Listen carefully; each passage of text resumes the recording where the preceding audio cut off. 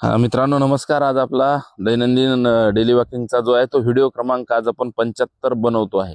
आणि हा बनवत असताना आम्ही जी वॉकिंग करतो तर नेहमी ऑफ रोडला जे आहे तर ते आम्ही वॉकिंग करत असतो। आणि 75 नंबरचा व्हिडिओ बनवत असताना आज एक तुम्हाला इथेच उदाहरण देतो की जे आपल्या शेळ्या आणि मेंढ्या आहेत ते ज्या वेळेला समजा गुराखी चारतात किंवा त्याच्या समोर जे चालावं लागतं किंवा शेळी सर्वात फास्ट चालते, तर हेही आपल्याला एक उदाहरण देता येतं की शेळी ज्या वेळेला चारल्या जाते तर त्यावेळेला ती मिनिमम साधारणतः 4 किलोमीटर किंवा जास्त आपण कधी कधी मोजूही शकत नाही।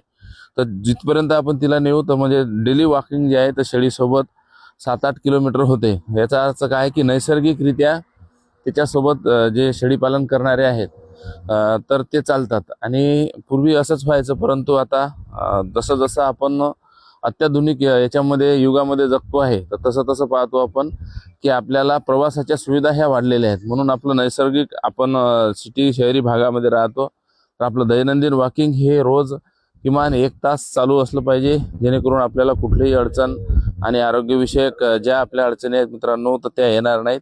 म्हणून आपलं रोज अर्धा तास वॉकिंग हे चालू ठेवा आणि आपलं आरोग्य हे सांभाळा। आणि बघू शकता आपण की माझ्या पाठीमागे जे आपलं जे सकाळी समजा म्हणजे एवढं ह्या गोष्टी करणं एवढं काही सोपं नाही।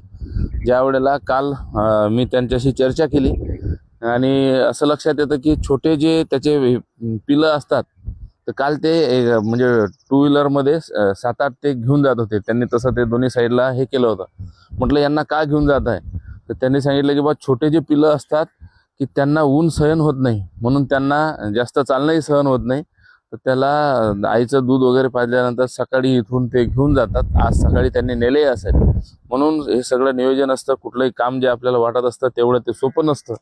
म्हणून या सगळ्या परिस्थितीमध्ये आपलं आयुष्य आपल्याला सुंदर जगायचं असेल तर आपल्यासाठी नैसर्गिक राहा, नैसर्गिक जगा आणि दैनंदिन वॉकिंग अशा ऑफ रोडनं चालू ठेवा। भेटूया नवीन अपडेटसह, तोपर्यंत धन्यवाद।